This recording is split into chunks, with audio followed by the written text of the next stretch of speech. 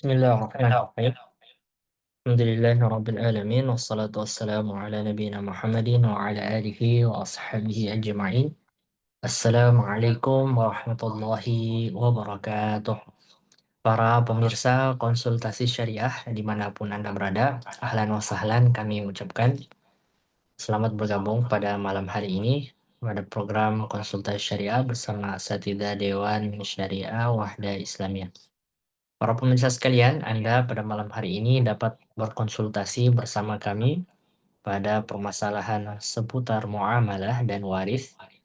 Dan malam hari ini, alhamdulillah, kita bersama dengan Ustadz kita, Ustadz Hendra Wijaya LCMH Hafizahullah Ta'ala, yang akan membahas seputar hukum-hukum terkait fikih waris, ya, terkait warisan. Eh, para pemirsa sekalian, kami nantikan pertanyaan-pertanyaan Anda di malam hari ini, baik seputar warisan ataupun muamalah secara umumnya. Dan kita coba menyapa dulu Ustadz kita, apakah sudah tersambung dengan Zoom kita. Assalamualaikum warahmatullahi wabarakatuh, Ustadz. Waalaikumsalam warahmatullahi wabarakatuh. Baik, Masya Allah. Gimana suaranya jelas? Jelas, Ustadz. Alhamdulillah. Alhamdulillah. Ya, para pemirsa sekalian, ya, kita doakan juga Ustadz kita, ya, semoga lekas pulih, insya Allah. Yang sudah menyempatkan di malam hari ini untuk masih membersamai kita berbagi ilmu. Semoga Allah memberikan kesehatan dan penjagaan kepada beliau. Amin ya rabbal alamin. Baiklah Ustaz, kita langsung saja. Para pemirsa, silakan kirimkan pertanyaan Anda di kolom komentar live Zoom kita. Ya, lalu nanti di sesi kedua kita akan bacakan insya Allah. Mari kita terlebih dahulu mendengarkan materi pengantar dari Ustadz kita. Kepada Ustadz kami persilakan. Baik, syukran barakallahu fikum. Bismillahirrahmanirrahim. Alhamdulillah wassalatu wassalamu ala Rasulillah wa ala alihi wa sahbihi wa man tabi'ahum bi ihsanin ila yaumiddin wa ba'd. Pemirsa sekalian yang insyaallah semoga senantiasa dijaga dan diberkahi oleh Allah Subhanahu wa taala. Pada kesempatan kali ini insyaallah kita akan melanjutkan pembahasan terkait dengan warisan. Tentu yang kita akan bahas terkait dengan hukum-hukum yang berkaitan dengan warisan dalam perspektif agama Islam atau dalam perspektif syariah. Pada pembahasan yang lalu, kita sudah membahas terkait dengan, kalau tidak salah, terkait dengan syarat ya, atau sebab-sebab seseorang mendapatkan warisan. Pada kesempatan kali ini kita coba membahas yang lebih umum lagi, yang lebih umum dari apa yang telah kita bahas pada pembahasan yang lalu terkait dengan sebab-sebab warisan.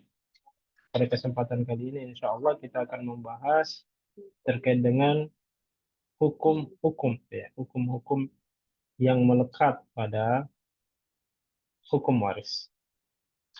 Baik, izinkan saya menampilkan layar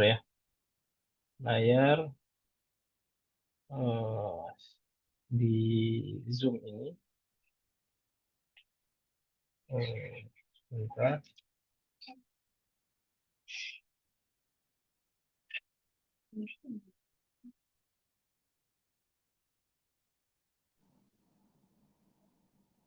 Kameranya juga mati, Ustaz. Kameranya mati? Ya. Oh iya. Sorry. Nah, Ustaz.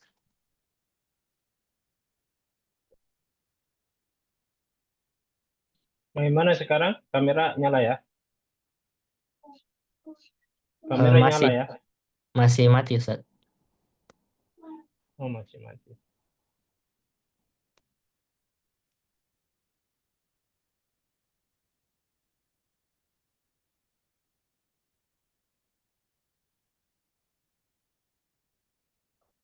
Ini apa yang nampak di layar? Layar, Ustaz. Layar secara umum. Ya, sudah tampil presentasinya dari Canva. Cuma kamera belum ya? Kamera off ya? 6 set off kameranya mungkin bermasalah. Baik.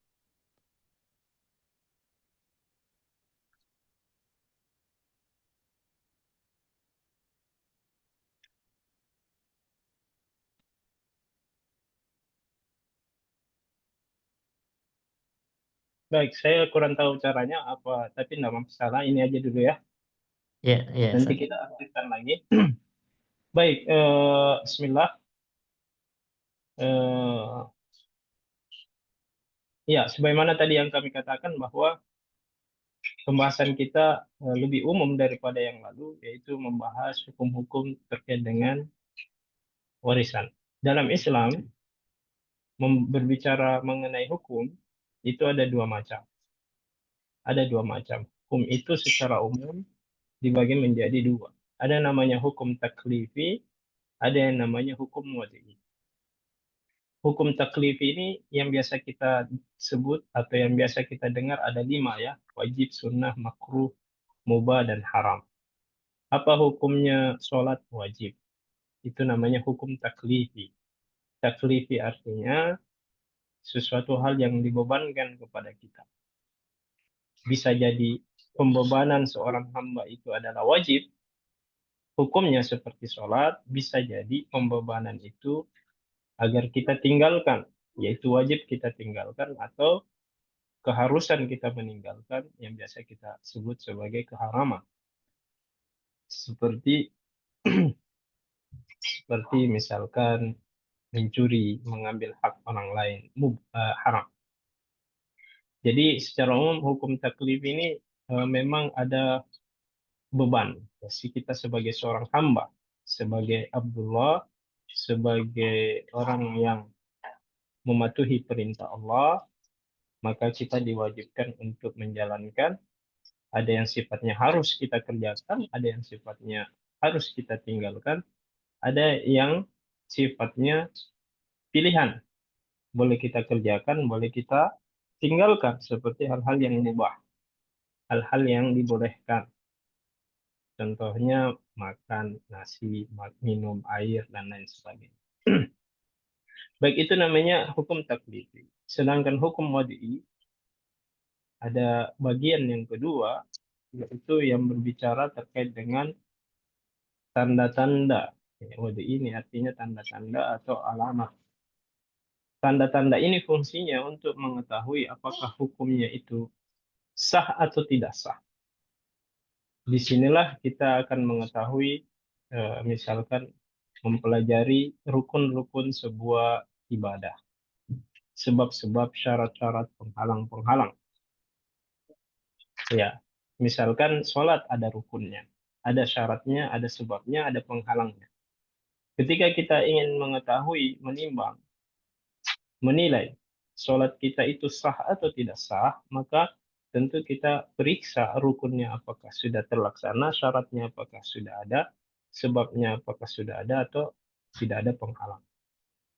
Nah, ini semacam tanda-tanda untuk mengetahui keabsahan sebuah hukum, sebuah ibadah. Nah, inilah secara umum hukum dalam semua perkara fikih, dalam semua perkara hukum Islam, berkisar apakah dia hukum taklifi, lima hukum tadi, boleh, wajib atau haram, sunnah atau makruh, kemudian berbicara rukun, sebab, syarat, dan penghalang. Nah, terkait dengan hukum waris, nah hukum terkait dengan warisan, tentu kita bertanya, kira-kira apa hukumnya? Kalau salat tadi hukumnya wajib, kalau puasa Ramadan hukumnya wajib, kalau puasa Senin Kamis hukumnya sunnah, kalau umroh misalkan ada yang mengatakan sunnah, haji wajib bagi yang mampu, Itu namanya hukum taklifi sebuah hukum. Nah, sekarang bagaimana dengan warisan? Kita ingin coba periksa hukum taklifinya. Kemudian setelah itu kita periksa apakah eh, hukumnya sudah sah. Pembagian warisannya itu sudah benar, sudah sah. Dan ini sudah kita bahas salah satu di antaranya itu sebab seorang mendapatkan warisan. Itu sudah kita jelaskan sebelumnya. Dan insya Allah pada kesempatan kali ini kita coba mengambil hukum taklifi dulu, lalu kemudian pada pembahasan selanjutnya kita lanjut lagi pada pembahasan hukum wadi'i. Baik, secara itu gambaran, ini merupakan gambaran hukum-hukum dalam syariat kita. Nah, hukum taklifi dalam perkara warisan yang berkaitan dengan hukum warisan ini ada dua, ya. Yang pertama, ada beberapa sebenarnya, eh, tetapi secara umum bisa kita simpulkan dari penjelasan para ulama dan dari dalil-dalil yang ada, baik itu dari Al-Quran maupun Sunnah, bahwa ada perbedaan hukum mempelajari hukum waris ini dan hukum mengamalkan. Hukum mengamalkan. Ya. Hukum mempelajari, sebagaimana apa yang kita lakukan saat ini, walaupun belum komprehensif, ya, hanya bagian-bagian kecilnya, maka itu sifatnya fardu kifayah. Itu sifatnya fardu kifayah. Orang mempelajari hukum waris ini sifatnya fardu kifayah. Tetap hukumnya wajib. Wajib mempelajari, tetapi wajibnya itu bukan person-person, ya. Tetapi wajibnya itu kifayah. Kifai artinya harus ada di antara kaum muslimin yang mempelajari pembagian warisan ini. Harus ada. Wajib hukumnya. Kalau misalkan tidak ada yang semuanya, ya, tidak ingin mempelajari atau tidak ada yang terjun untuk mempelajari pembagian warisan, maka semuanya bisa berdosa. Ini seperti misalkan menjalankan kewajiban kita kepada jenazah, ya. Ketika kita wajib mensolati, wajib kifayah, kita kemudian wajib menyelenggarakan jenazahnya, itu harus ada di antara kaum muslimin yang melakukan. Kalau tidak, semua kaum muslimin yang ada di sekitaran itu berdosa. Ya, itu namanya fardu kifayah. Hukum taklifi. Sekali lagi, hukum taklifi artinya hukum yang dibebankan kepada seorang hamba. Kita semuanya ini adalah hamba yang wajib untuk mentaati syariat. Ada yang sifatnya wajib untuk kita laksanakan, ada yang sifatnya wajib untuk kita tinggalkan. Ada juga yang sifatnya pilihan, boleh kita kerjakan dan boleh kita tinggalkan. Nah, terkait dengan mempelajari hukum waris ini sifatnya fardu kifayah. Artinya harus ada di antara kaum muslimin yang mempelajari ini supaya, ya, pembagian warisan kaum muslimin itu bisa sesuai dengan syariat. Kalau tidak ada orang yang mempelajari, maka bisa jadi akan tidak ada yang bisa mengingatkan. Tidak ada tempat kita bertanya, tidak ada tempat kita konsultasi, tidak ada tempat kita untuk menyelesaikan permasalahan warisan. Jadi mempelajari sifatnya hukumnya seperti itu. Adapun mengamalkan, adapun mengamalkan, maka hukumnya fardu ain. Hukumnya fardu ain. Fardu ain artinya wajib secara pribadi-pribadi. Secara pribadi-pribadi. Karena setiap orang akan meninggal. Ya, setiap orang akan meninggal. Nah, setiap orang, ya, kebanyakannya meninggalkan harta. Kecuali mungkin tidak punya harta, ya tidak ada yang bisa dibagi. Tetapi selama dia punya harta, maka wajib untuk dibagi warisan. Ya, wajib untuk dibagi warisannya sifatnya adalah fardu ain. Fardu ain artinya wajib secara individu masing-masing.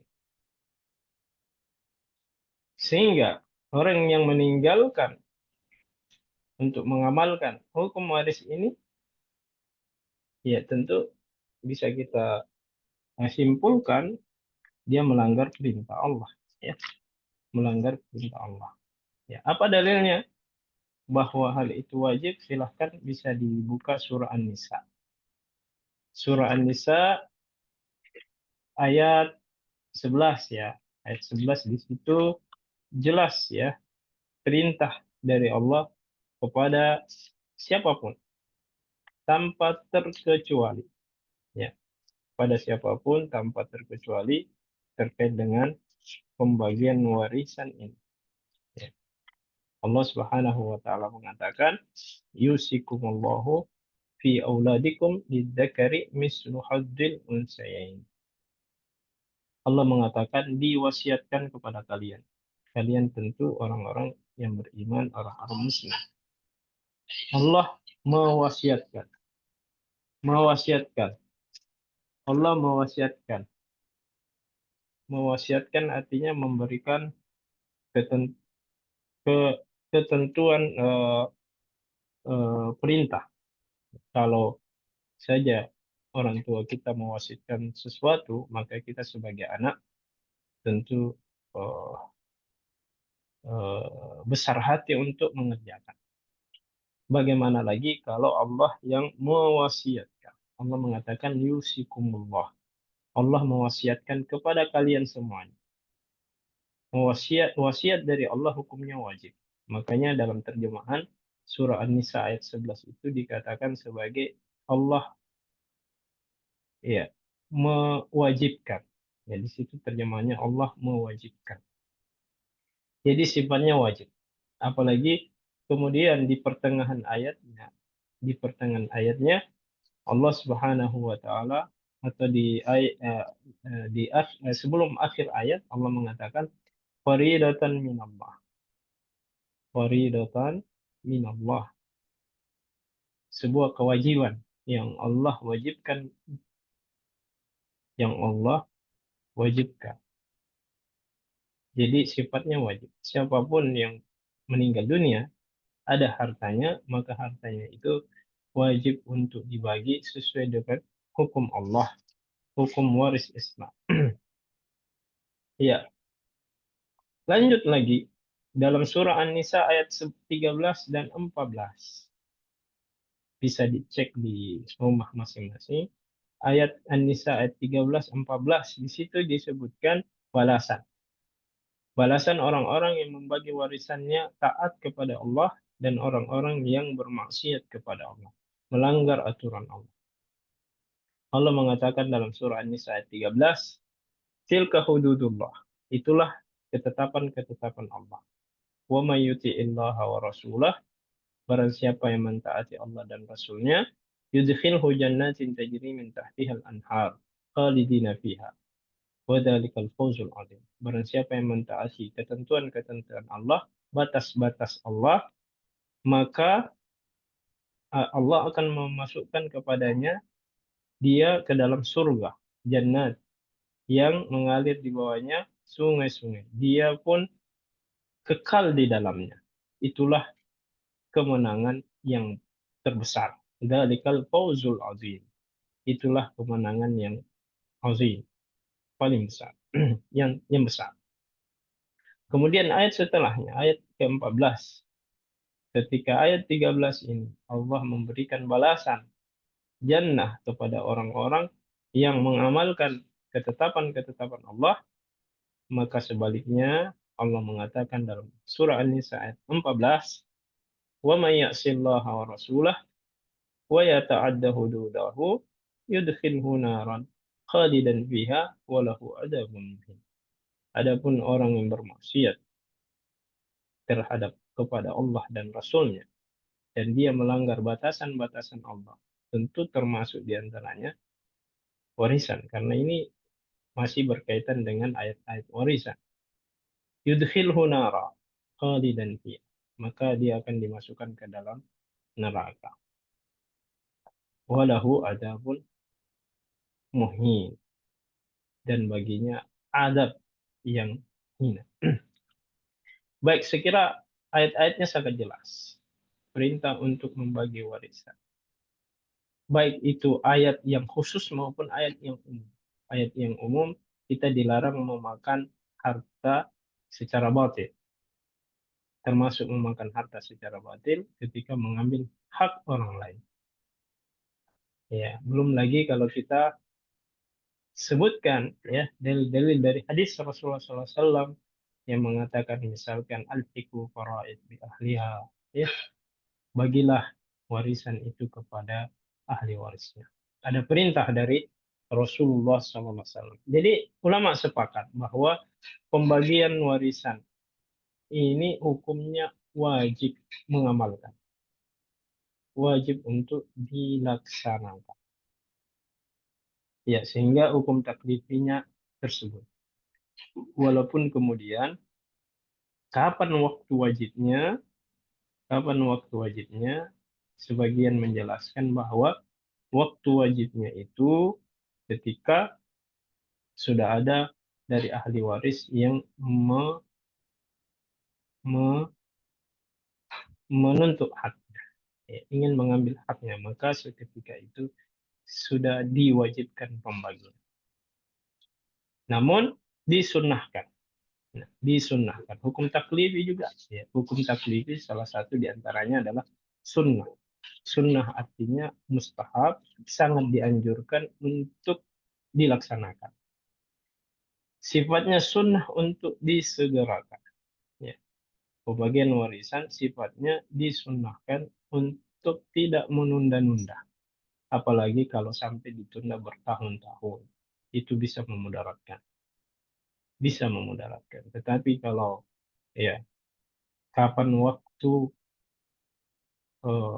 wajibnya, sudah wajib untuk dibagi, maka ketika ada yang ingin mengambil haknya dari ahli waris itu, maka statusnya sudah wajib. Statusnya sudah wajib untuk diamalkan, dilaksanakan. Baik, itu mungkin hukum taklifi. Adapun hukum hukum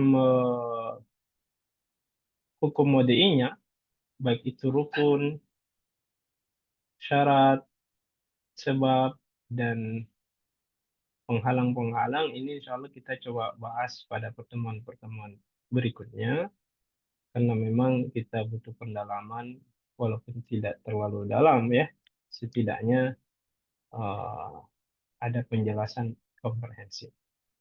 Jadi kesimpulannya bahwa hukum taklifi, taklifi artinya beban sebagai seorang hamba, itu ada beberapa macam. Yang pertama, untuk mempelajari pembagian warisan ini sifatnya fardu kifayah. Kemudian mengamalkan sifatnya fardu ain.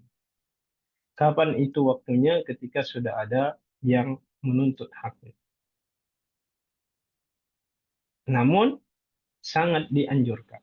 Hukumnya mustahab, sunnah, ya, untuk disegerakan. Tidak menunda-nunda.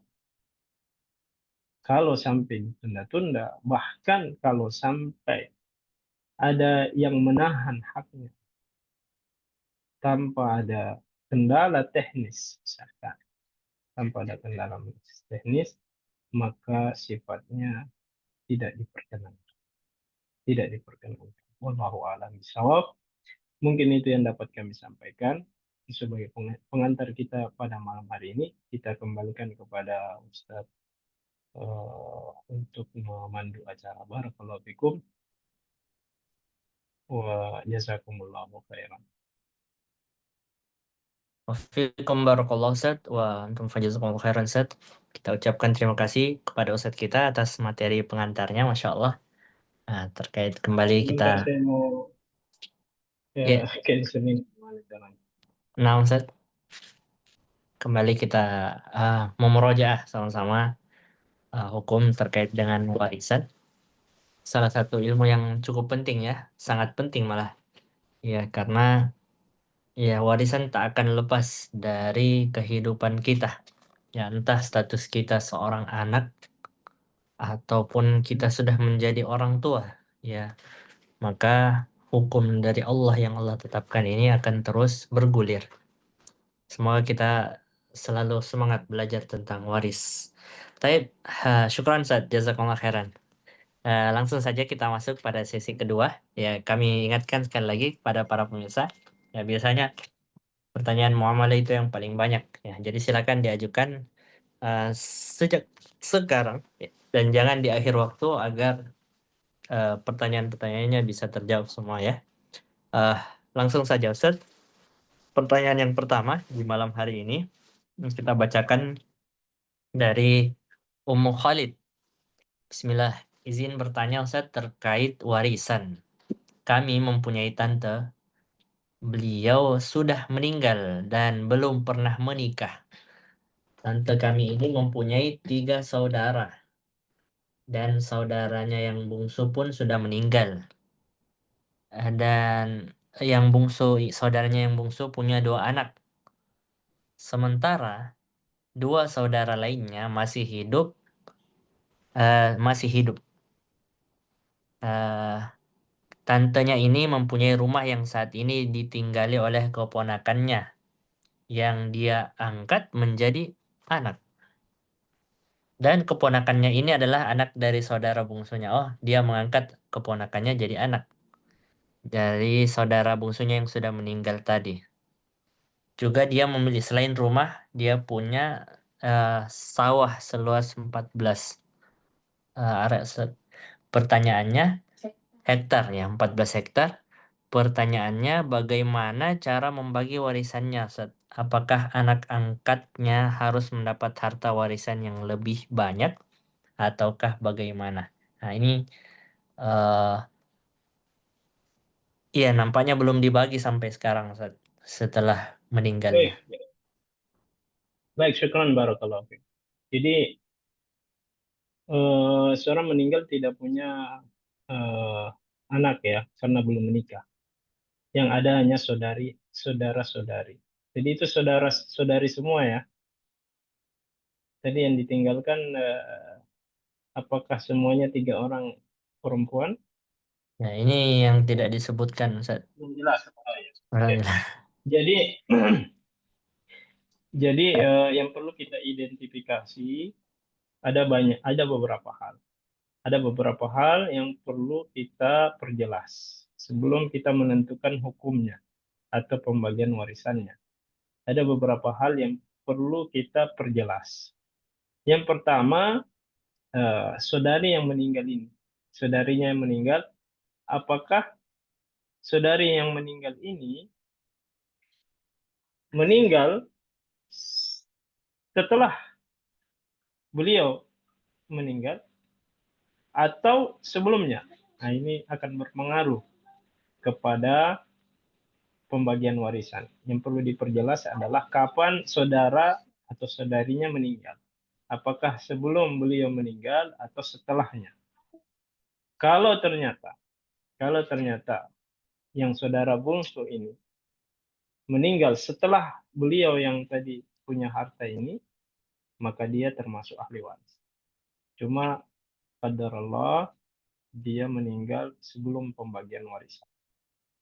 Tetapi kalau ya ternyata dia meninggal sebelumnya, maka dia bukan ahli waris ya, dia ahli waris. Adapun anak-anaknya itu nanti bisa dilihat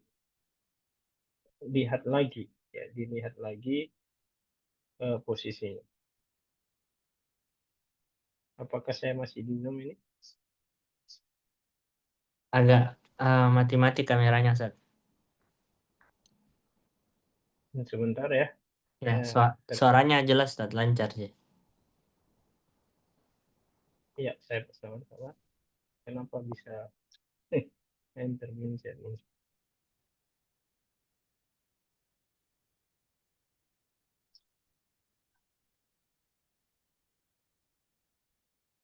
Duh. Baik, saya layar saya blank ini, tapi lanjut aja ya. Ya, uh, terdengar suaranya dengan jelas, Ustaz. Tadi perlu dicek ya, perlu dicek tadi kapan meninggal eh, saudaranya. Tadi saya lihat ada chat yang masuk. Coba mohon dibacakan lagi Ya, keterangan penje- tambahan. penjelasannya Ustaz, satu orang saudaranya laki-laki dan itu yang masih hidup, dan satu Hmm. perempuan, eh oh, yang masih hidup ini Ustaz, satu laki-laki dan satu perempuan. Sementara Yang meninggal. yang bungsu yang sudah meninggal tadi itu laki-laki Ustaz. Oh gitu. Berarti dua laki-laki, satu perempuan ya. Nah ini. Jadi yang perlu kita perjelas yang pertama tadi, Sudah itu. kapan meninggal dunianya?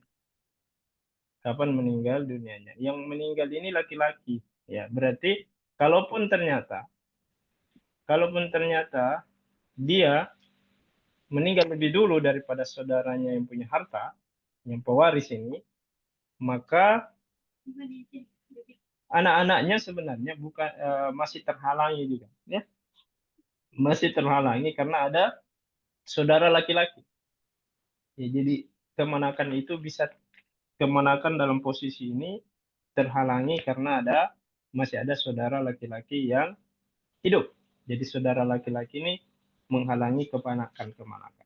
Jadi yang menjadi ahli waris kalau ternyata dia meninggal dan masih meninggalkan dua saudara saja, yang satu sudah meninggal, maka dua saudara inilah yang menjadi ahli waris. Dua saudara inilah yang menjadi ahli waris. Ya, seperti itu kondisinya kalau ternyata adik bungsunya ini meninggal sebelumnya. Ya. Nah, pertanyaannya selanjutnya adalah bagaimana dengan anak angkatnya itu anak dari saudara bungsunya yang meninggal? Bagaimana statusnya? Kita katakan tadi bahwa statusnya bukan ahli waris karena masih ada pamannya, ya, masih ada saudara laki-laki dari pewaris yang meninggal dunia. Namun, namun ketika dia anak angkat, dia kemenakan sekaligus anak angkat. Anak angkat ini pada dasarnya bukan ahli waris. Ya, pertama memang posisinya bukan ahli waris dan hak anak angkat tidak ada warisan. Ahli waris anak angkat itu tidak ada sebab warisnya. Ya, dia tidak bisa mendapatkan warisan. Anak angkat itu hanya dapat memperoleh hadiah semasa hidupnya. Kalau ada yang sudah dihadiahkan tentu dipisahkan. Kalau kalau yang meninggal dunia menghadiahkan kendaraannya kepada anak angkatnya hadiah, maka tentu itu miliknya sebagai hadiah. Tapi warisan dia bukan ahli waris. Ya. Dan juga bisa wasiat. Dan juga boleh wasiat. Wasiat itu ketentuannya tidak lebih dari sepertiga dan bukan ahli waris. Karena posisi anak angkat ini bukan ahli waris, maka dia berhak mendapatkan wasiat kalau ada. Ya. Jika ada. Jika ada. Namun dibatasi, tidak bisa lewat dari sepertiga. Tidak bisa lewat dari sepertiga. Nah, bagaimana kondisinya kalau ternyata yang meninggal tidak meninggalkan wasiat, tidak ada wasiat sama sekali. Maka tentu yang menjadi ahli waris hanya dua ya tadi ya, yang masih hidup, yaitu saudara-saudarinya. Saudara-saudarinya ini bisa bersepakat untuk melepas atau menghadiahkan mungkin beberapa bagian ya sebagai hadiah bukan warisan kepada kemanakan termasuk diantara anak angkatnya. Itu dikembalikan kebijakan atau kerelaan. Dikembalikan kepada kerelaan ahli warisnya. Jadi seperti itu ya. Jadi yang pertama perlu diperjelas kapan saudara bungsunya ini meninggal dunia untuk menentukan apakah dia ahli waris atau bukan. Kemudian yang kedua perlu diperiksa apakah ada hadiah atau wasiat. Karena itu dipisahkan sebelum pembagian warisan. Kalau ternyata tidak ada, maka dikembalikan kepada kerelaan ahli waris yang ada, apakah dia mau memberikan hadiah ala kadarnya sesuai kesepakatan, maka itu juga diperbolehkan. Wallahu a'lam. Masya Allah. Baik. Syukran wa jazakallahu khairan kepada Ustadz kita atas penjelasannya. Ya, semoga dipahami penjelasan Ustadz kita tadi oleh saudari penanya tadi. Barakallahu fikum Ustadz. Eh, kita melangkah ke pertanyaan berikutnya Ustadz. Ya, kita coba bacakan dulu yang seputar muamalah ya. Eh, dari pertanyaan dari pemirsa atas nama Ummu Atar, Avansat izin bertanya, bagaimana hukumnya jika orang tua kami mempunyai warisan berupa tambak, tapi beliau berpesan agar tambak tersebut tidak usah dibagi dan agar tambak atau empang tersebut dikelola saja secara bergiliran, ya tidak usah dibagi sebagai warisan. Mohon pencerahannya, Ustaz. Ya, jadi ya, jadi ini ada orang tua punya tambak, hartanya berupa tambak. Dia berpesan agar tambaknya ini tidak dibagi, tetapi dikelola secara bergiliran. Baik, pada dasarnya kalau orang tua mau seperti itu, maka yang lebih aman tuntunannya adalah dia harus perjelas ya, perjelas posisi dari harta itu, karena harus jelas namanya harta. Iya, harus jelas namanya harta. Kalau dia keinginannya seperti itu, maka sebaiknya akadnya itu namanya wakaf ahli. Wakaf ahli. Dia tidak mau memberikan, menghadiahkan dan diwariskan, maka diwakafkan. Itu lebih aman. Itu lebih aman. Orang tua yang ingin seperti itu, maka diperbolehkan, dan ini banyak di zaman Rasulullah, yaitu ketika orang tua mewakafkan hartanya. Mewakafkan hartanya, tetapi hasilnya bukan untuk umum, bukan untuk sosial, tetapi untuk anak keturunan yang dikelola secara bergiliran. Tidak ada yang punya itu harta. Harta itu tidak dimiliki, tetapi sudah diwakafkan, dikelola oleh nazir. Bisa nazirnya atau pengelolanya satu orang atau bergantian, boleh saja. Ya, boleh saja misalkan pengelolanya satu orang saja yang dipercaya, lalu hasilnya nanti diberikan secara bergantian. Boleh seperti itu, boleh seperti itu, eh, atau sesuai keinginan orang tua, sesuai keinginan pewakaf, sesuai keinginan pewakaf. Jadi yang lebih amannya memang wakaf, kalau tidak mau dijual, tidak mau diwariskan, kalau tidak mau dihadiahkan. Ya. Tapi kalau belum sampai akad seperti itu, dia hanya berpesan, dan pesannya itu berupa wasiat, anggaplah seperti itu. Anggaplah ini wasiat. Maka wasiat itu boleh kalau terpenuhi 3 syarat. Nah, ini penting. Kalau terpenuhi 3 syarat, kita periksa syaratnya, apakah terpenuhi atau tidak. Pertama, syaratnya itu harus tidak boleh bertentangan dengan hukum Islam. Tidak boleh bertentangan dengan hukum Islam. Harus tidak boleh dalam kemaksiatan. Ya, yang pertama. Ya, kalau dia wakafkan tentu itu wasiatnya boleh, boleh seperti itu. Tapi kalau dia larang bagi warisan itu tentu tidak boleh.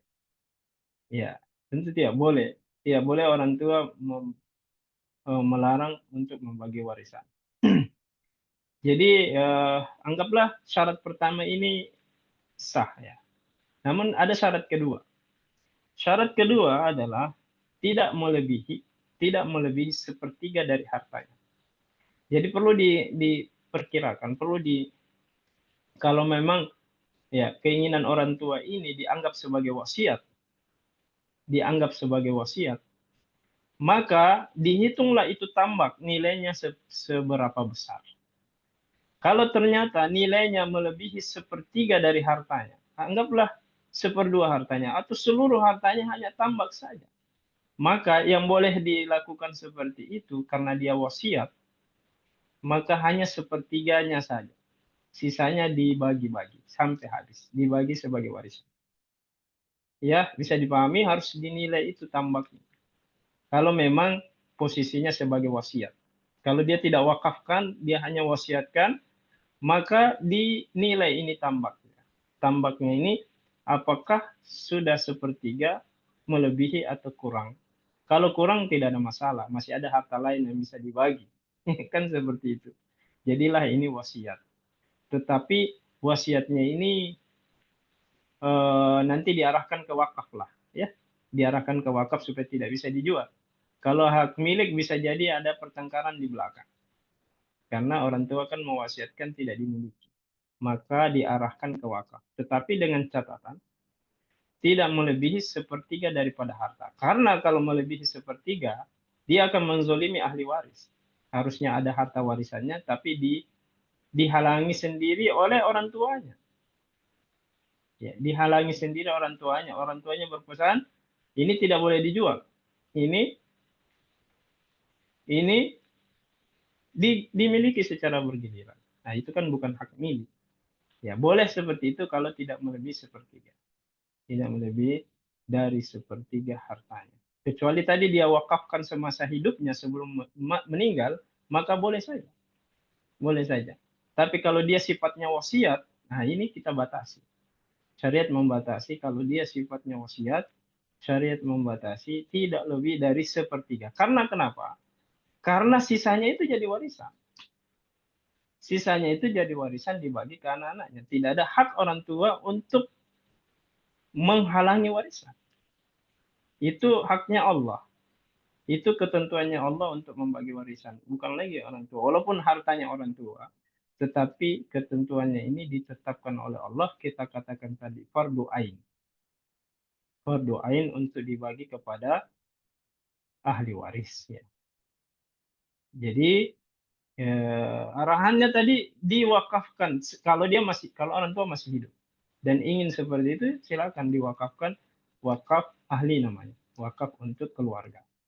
Kemudian kalau ternyata beliau bukan wakaf tapi wasiat, nah maka kita batasi sepertiga saja, sisanya itu dibagi rata, dibagi sesuai warisan, lalu sepertiganya ini diarahkan ke wakaf.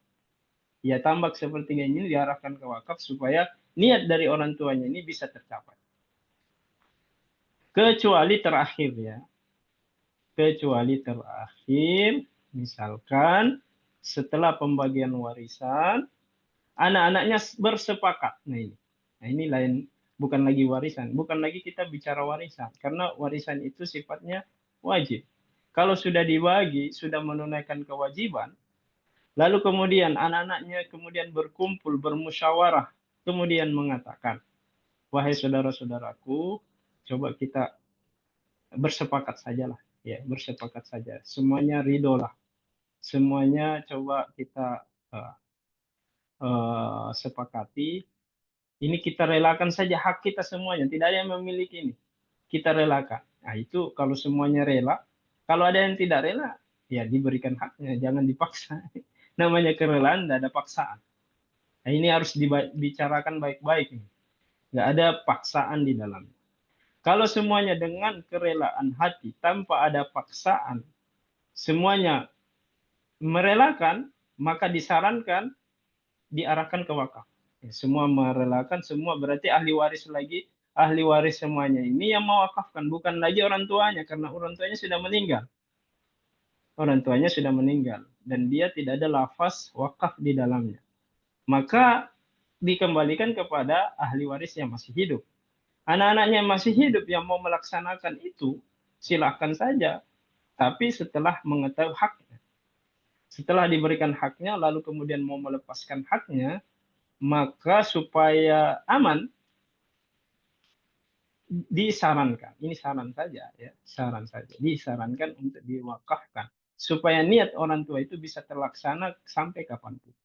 Kalau tidak diwakafkan, bisa saja lancar di periode 1-2 generasi, dan generasi ketiga bisa lain permasalahan.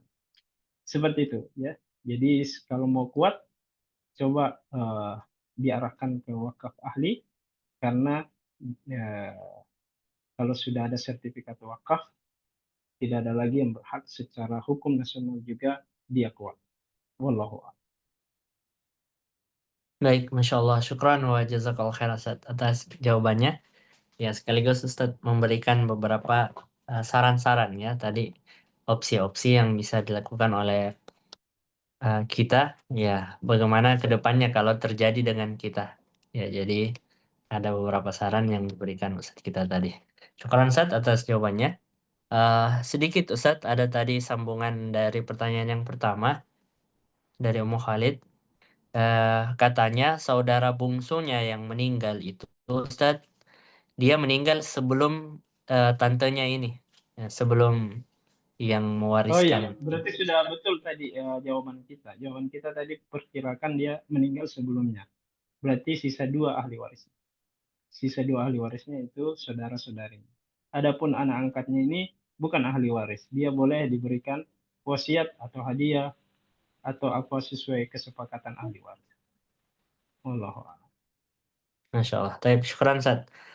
Pertanyaan berikutnya Ustadz dari uh, WhatsApp dari saudara Haris. Assalamualaikum warahmatullahi wabarakatuh. Ini di luar dari tema tentang waris Ustadz. Afan Ustadz izin Hmm. bertanya bagaimana hukumnya menggunakan boneka sebagai alat pembelajaran di sekolah. Boneka yang dimaksud adalah boneka yang digerakkan dengan tangan kita dan seolah-olah dibuat bersuara tapi itu dari suara manusia serta digunakan untuk menceritakan dongeng-dongeng kepada murid ya. Ada biasa yang kayak kita sendiri yang kendalikan terus seperti suara boneka tapi kita yang bersuara. Iya. Alat peraga lah, ya. Alat peraga.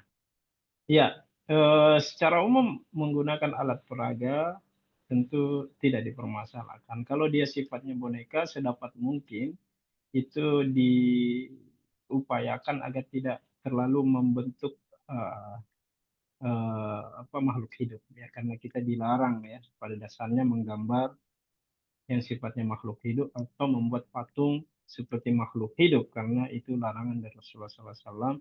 Dan nanti di akhirat orang yang membuatnya akan dimintai pertanggungjawaban. Sehingga kalaupun kita ingin menjalankan itu sebagai alat peraga, maka mungkin sarannya diupayakan tidak terlalu mirip makhluk hidup. Ya. Kalau hanya sekedar boneka eh, tanpa ada makhluk bernyawa lainnya, maka tentu insya Allah tidak masalah. Wallahu. Masya Allah. Taib, syukran Ustaz atas jawabannya. Ah, jazakallah khairan Ustaz atas jawabannya. Selanjutnya, pertanyaan dari pemirsa atas nama Siti Nahar. Afwan Ustaz, bagaimana kalau seorang meninggal dunia, dalam hal ini ayah, Ah, dan ayah ini meninggalkan sebuah rumah dan memiliki beberapa putri. Semua anak-anaknya itu menyerahkan rumah itu kepada adik yang paling bungsu sebagai pemilik rumah, yang dimana adik ini akan tinggal bersama ibunya. Apakah dibolehkan yang seperti ini, Ustaz? Oh ya, baik. Jadi eh, pertama harus diperjelas ya kepemilikan. Kalau namanya harta waris itu adalah kepemilikan, kepemilikan. Jadi saudara-saudara yang menjadi ahli waris termasuk ibu, ibu ahli waris, anak-anak juga ahli waris. Jadi semua saudara-saudaranya adalah ahli waris plus ibu. Nanti kita lihat lagi apakah ada orang tuanya. Orang tua juga merupakan ahli waris. Nah, kalau semua ahli waris ini bersepakat, termasuk ibunya misalkan ya, bersepakat mengatakan bahwa hak saya ini saya berikan kepada anak bungsu tersebut atau adik bungsunya, maka itu tidak ada masalah. Itu namanya merelakan hak, memberikan hadiah. Jadi kalau kita sudah terima harta dari orang tua sebagai warisan, kita mau hadiahkan kepada siapapun boleh saja. Tidak ada masalah. Ya. Jadi orang yang mendapatkan warisan kemudian apakah dia miliki, dia hadiahkan, dia wakafkan, dia sumbangkan, itu boleh-boleh saja dikembalikan lagi masing-masing pribadi. Tapi tentu tidak ada paksaan. Yang perlu digarisbawahi di sini itu dilakukan secara sukarela, tidak ada paksaan sama sekali. Ya, karena keinginan berbakti mungkin ingin dan lain sebagainya adalah alasan-alasannya, maka itu tidak mengapa. Tetapi tentu tidak ada setelah diberikan sudah miliknya, ya. Kalau sudah diberikan, kecuali misalkan dipinjamkan, itu lain lagi. Dipinjamkan. Jadi perlu diperjelas ya, diperjelas ini apa maksudnya untuk ditinggali. Apakah diberikan? Kalau diberikan berpindah hak milik. Tidak. Jadi ke depan saudara-saudara ini tidak boleh lagi meminta haknya karena dia sudah merelakan, menghadiahkan. Tapi kalau hanya pinjam misalkan, misalkan maka boleh juga. Ya dia hanya sifatnya sementara. Jadi tergantung dari akad. Dikembalikan kepada ahli waris. Ahli waris tentu yang paling berhak untuk dikemanakan itu. Jadi jawabannya boleh-boleh saja, tetapi dilakukan dengan kesadaran tanpa ada paksaan. Wallahu a'lam. Baik, Masya Allah. Syukran, Ustaz. Jazakallah khairan atas jawabannya. Semoga dipahami oleh saudari penanya tadi. Selanjutnya, Masya Allah, ini langsung ada Baru 4 banyak yang masih. Iya, Padahal sudah mau selesai, sudah mau habis waktu. biasanya sih kayak gitu, Ustaz. Masya Allah. Tapi, Ustaz, eh,